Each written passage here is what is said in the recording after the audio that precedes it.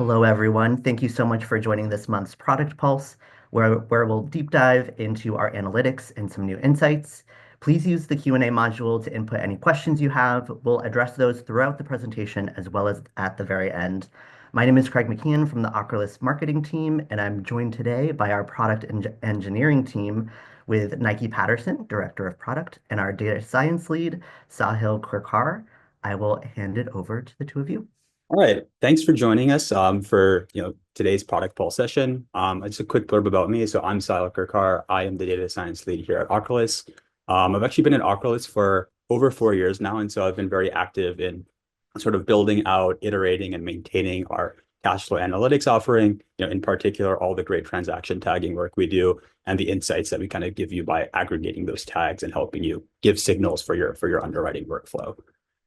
So without further ado, why don't we get into the agenda? So I wanted to split up today's session into sort of 3 components, and each of these will build on the previous. So first, we're going to start with kind of a quick refresher on our transaction tags, which really is like the building blocks for everything that we do on the bank statement analysis side of things. And we're also going to drill into some unique tags that Ocrolus has that we think sort of reveal some interesting insights about particular applicants. Then we're going to talk about counterparty detection. And this is actually a really cool capability that Ocrolus released a couple of months ago. But we think it's kind of been lost in the noise of all the great things that we're releasing. So we kind of wanted to drill deep into this counterparty detection to really give you guys sort of hands-on insight into how you can use this for your actual decision making.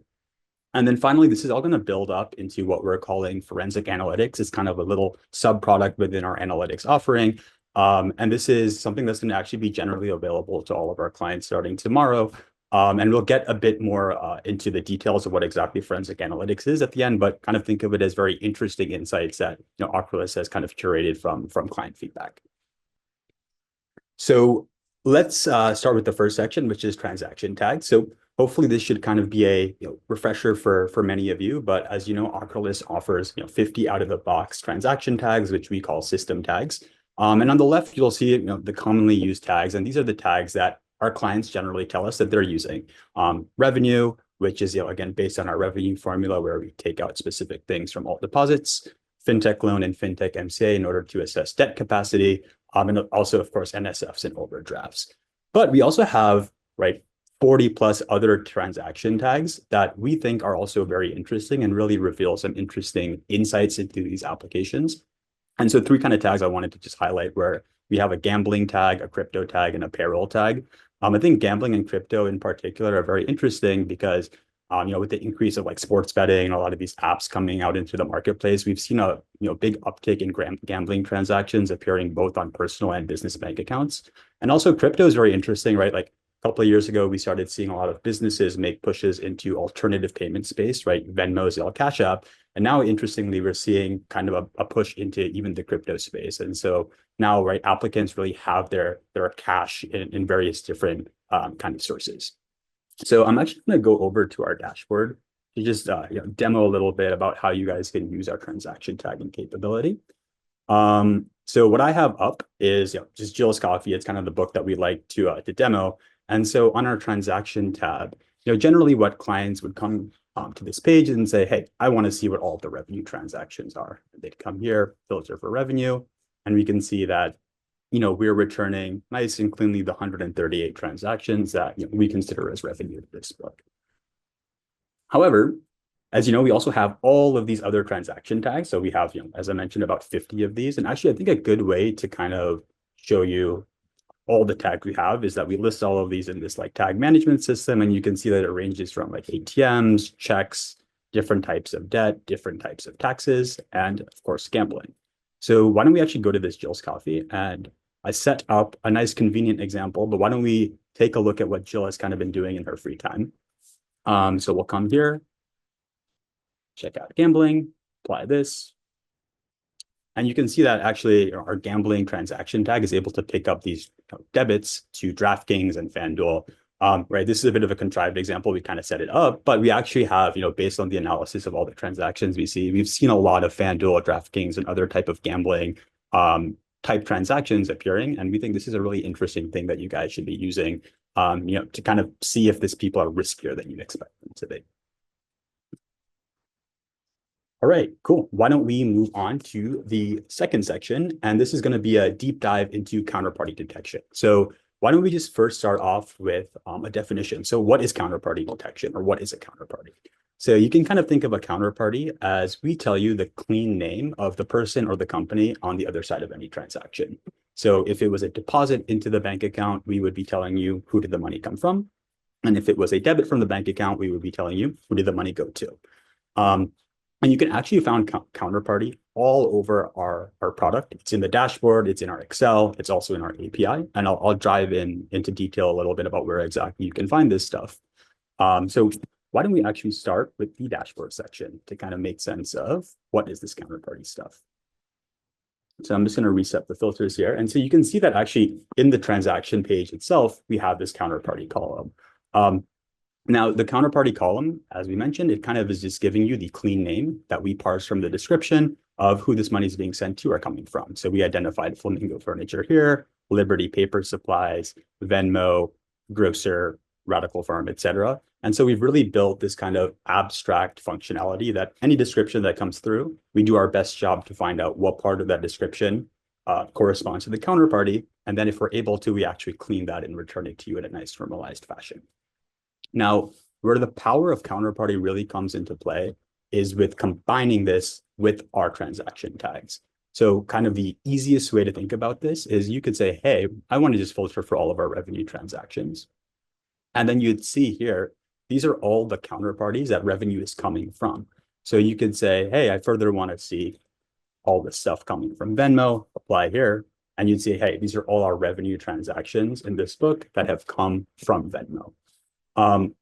Another really great way to do this is actually in our Excel export. So if you come to Excel export and you click on Vendor Analytics, XLSX, and export this guy,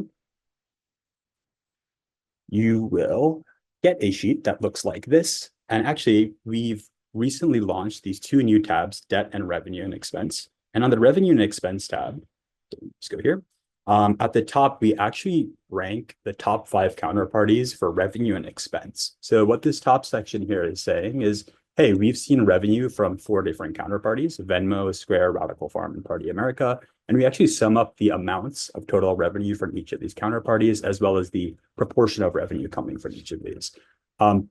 This is really interesting because this kind of gives you an insight into the health of the business. You could imagine that if a business is getting all of its revenue from one counterparty, that might be risky revenue. Whereas if they have, well-diversified revenue kind of evenly across various different sources, that might be a different risk signal.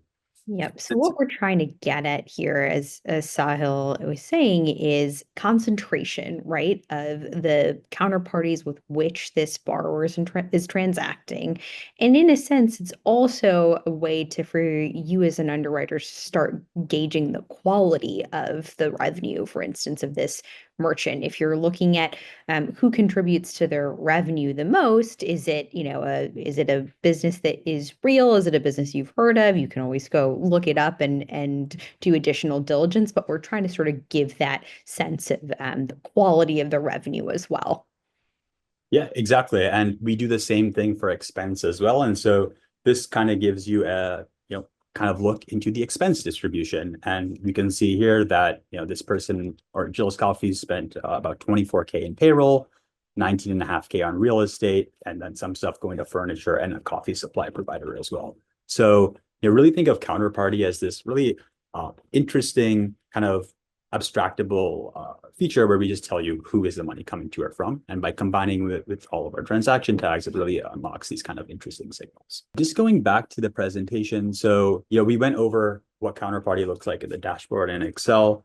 I just have on this tab what it looks like via API. I'm not going to go too much into the API stuff, but we have this available in our enriched transactions API and book summary as well, where we again tell you all the counterparties that we parse for all the transactions. And we also give you the revenue and expense distribution directly in the book summary as well. Cool. So I'm going to move on to the third and final section. And I think, a very exciting section because this is something that's going to be going live tomorrow. And this is what we are calling forensic analytics. Forensic analytics actually has 2 kind of key components. So the first component that we're going to talk about is debt events. And today, Ocrolus already is able to parse the transactions and give you clean fintech loan sources and fintech MCA sources. And basically what that means, right, is we can tell you who are the existing lenders on this application and tell you all the payments and deposits to and from that applicant. For a quick refresher on how this thing looks, actually, again, going to our Excel, on our debt tab, we, today have this fintech loan source and fintech MCA source section. And you can see that, hey, for this Jill's Coffee application, she received 30K from On Deck Capital. And then is paying out 2.7K in payments each month after that. And similarly, we also flagged Earning, which is a payday advance provider, and saw that $174 came in from there. So this is capability that we already have today, but we're going to take it one step even further with this forensic analytics offering. And we're now actually able to analyze each of these debt sources on the application and tell you how that loan is actually performing. And so for each of these fintech loan sources or fintech MCA sources, we're now going to be able to tell you, do we think the loan is paid in full?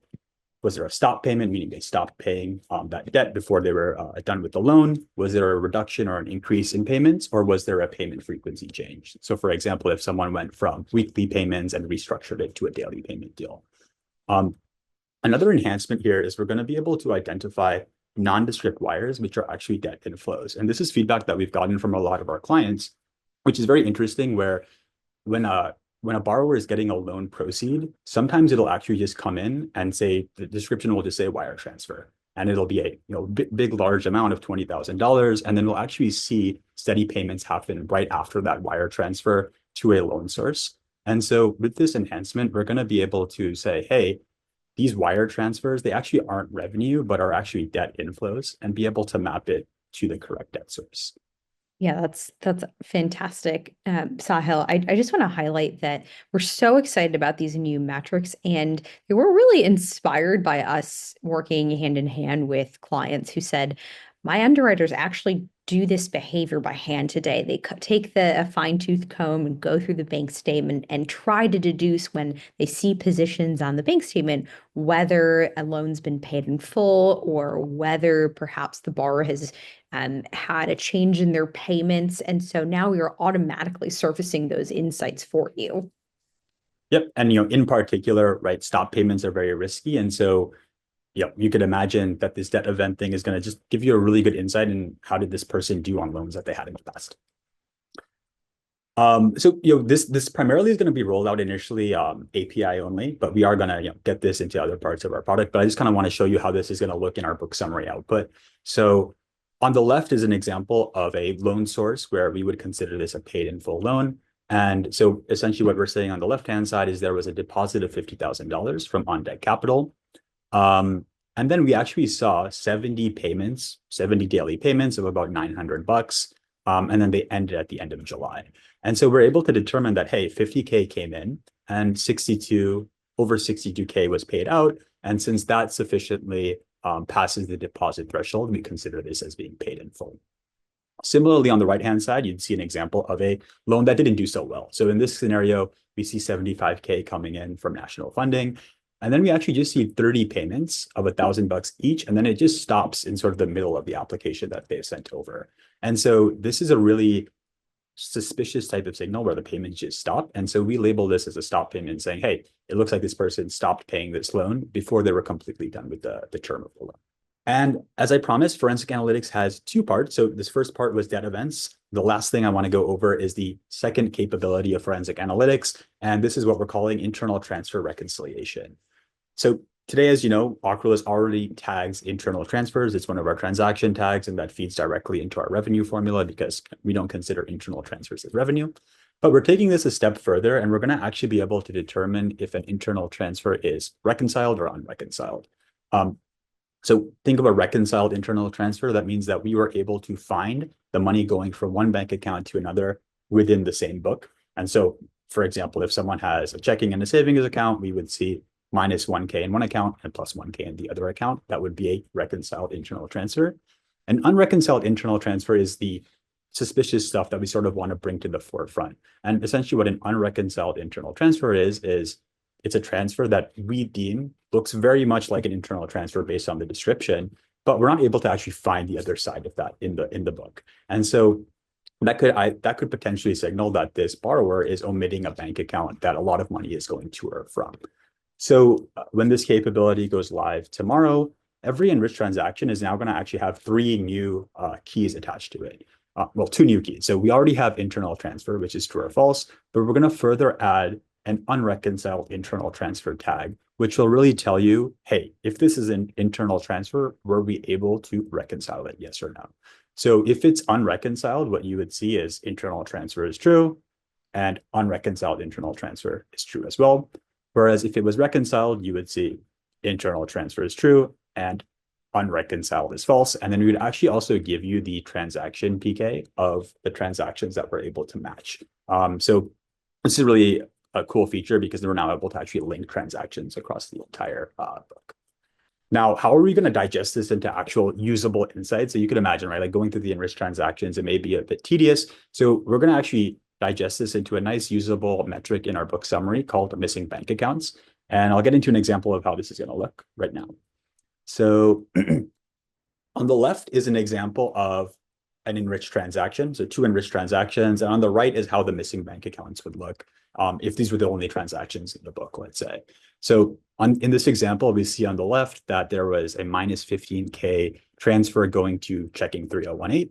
And also there's a $30,000 deposit coming from checking 3021. And suppose these were the only two transactions in the book. This is pretty suspicious because we basically don't have any notion of these checking accounts that the money is going to and from.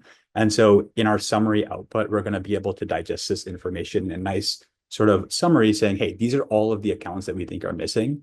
This is the account type, whether it's checking or savings. This is the account number. And then we'll also give you the total money that's gone to and from that account. And we think this is a really great thing to keep an eye on because it'll tell you, hey, is there a ton of money that's potentially being washed between two accounts? Should we ask this person, hey, what's going on? Maybe they need to submit more bank statements so we can make a more informed signal about this application. Yeah, I'm so excited about this particular new feature because it's come from a lot of requests from our customers who said, I would love to know if the borrower has omitted a bank account or hasn't submitted all of their bank accounts in an application. How would I know that? Well, now you can know that if there is a missing bank account and we can determine if it's a checking or savings, and if we can find the last four digits of the account number, we will return that to you. And you can go back to the borrower and say, hey, it looks like you forgot to add checking account 3018. Could you submit that as well? And then, finally, here's an example of a book that has no missing bank account. So this is an example where all of the internal transfers are reconciled. So in here, we see that there's a minus 15K at the top, a transfer to checking 3038, and then plus 15K on the bottom. And essentially, we know that these two are linked together. And you can see that transaction PK 1, 2, 3, and 4, 5, 6 are basically being linked together. We know that these are essentially wash transactions, and the missing bank accounts payload would be empty because we've linked these all. So essentially, in summary, if there are no unreconciled internal transfers in the book, there's no missing bank accounts, and vice versa. So that actually brings me to the end of all the content. Craig, do we have any questions? Yes, we do have a few questions. The first one here is, how can the forensic analytics make the distinction between a paid in full account and an account that is still paying but has debts continuing through the end of the month? Yep, so that's a great point. So let's go back to here. So we will only consider it as paid in full if the sum of payments is at least 2% over all of the deposits. So suppose that in this scenario, the payment sum was $40,000, right? So that doesn't exceed the 50K. But let's say the application also ended on 7/31, meaning we saw no more bank statements after 7/31. In that scenario, we wouldn't consider this as paid in full. We actually wouldn't have any event on there because we're not certain that it's paid in full. So we do have checks in place that will only flag a loan as paid in full if we, one, see the initial deposit from that lender and we're certain that all of the payments summed together are at least higher than the initial deposit amount. A follow-up to that is, what about a deal that stopped payments and never resumed them without the deal being paid in full? Yeah, so usually a stop payment is really bad where if you stop paying, you usually don't end up paying that loan in full. So There's a couple ways that we identify a stop payment. One is that we just don't see any more payments uh, to that lender.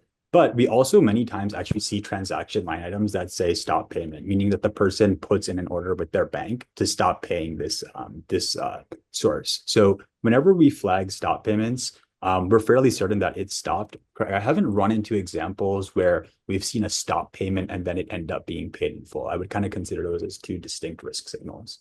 Yeah, so we may just also want to touch on like how we know it's a stop payment versus we just haven't maybe seen all the information yet.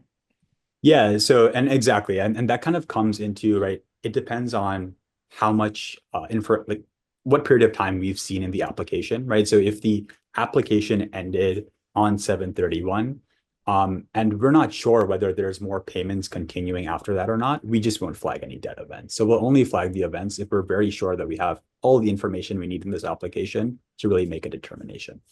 We actually have quite a few more questions as well. How can you know debt period versus debt events? Sorry, can you repeat that? Yeah, how can you know the debt period from the debt events? Debt period. Nikki, do you know what that means? Yeah, I wonder if they're asking about what like the term of the loan is or whether, if we, yeah, I think it's maybe asking about the term of the The term of the loan. So yeah, so actually in here, we give you the full payment time series. So if the loan is paid in full, you would actually know that the term of the loan is, from where the payment started to when the payments ended. Um, Other than that, we also give you the payment frequency day, which tells you the payment cadence, right? So this guy is giving a daily payment. We'd also tell you if it's a weekly payment. So we do give you both, right, the full payment time series as well as how often on average these payments are happening. It is a bit tricky though, right, for us to perfectly decipher the term of the loan because as you can imagine, right, there's a lot of variables like the interest rate, there's all these renegotiations that can happen. So kind of think of this as we're making our best informed guess and only in cases where we're fairly confident that one of these events applies. That's right. So we obviously don't have the details of the loan, the terms, etc. But we are making an educated guess, exactly as Sahil said, which is in essence what you as an underwriter are doing. Like you don't have the full set of information, but you're putting on your detective hat and trying to back into what's going on. How do you map amount wire transfers with over 20K to a competitor? Yeah, so actually, we could use this as an example here, the left example of on deck. So suppose that this $50,000 deposit, so in a good scenario, right, or an easy scenario, this $50,000 deposit would say deposit from on deck capital. But let's suppose instead that it just said wire transfer and $50,000. What we're actually able to identify is, hey, this wire came in of 50K, and immediately the day after, we started seeing steady payments of $900. And so essentially our logic is that if there's a big wire and immediately after we have steady recurring payments to a debt source, we essentially are able to link those two together. Now, if there was a wire of 50K, but there were no payments to a lender afterwards, we would not mark that as debt. We would just keep that as a wire transfer and keep that in revenue. This one has a few questions, so I'll read the whole thing, and if you want me to go back and reread anything, just let me know. How would this work if there were other inflows from on deck which weren't obviously from on deck? Would the second loan get flagged as an unrecognized lender and never fully repaid? Or would the first on deck loan show as overpaid if the outflows were clearly on deck? Yeah, so that's a good point. If there are multiple overlapping loans with the same lender, this debt event stuff can get a bit tricky. In that scenario, what I'd recommend is certainly like flag any examples to us if you see like really tricky kind of debt patterns where someone is getting a ton of new inflows from the same source over time as they're continuously paying. But generally what we've seen is, and again, if there are multiple deposits from the same lender, we will flag all of those deposits up here as separate line items. So how we kind of recommend using this tool is looking holistically at the deposit time series, the payment time series, as well as any events we have, and really kind of use that to deduce what makes the most sense contextually.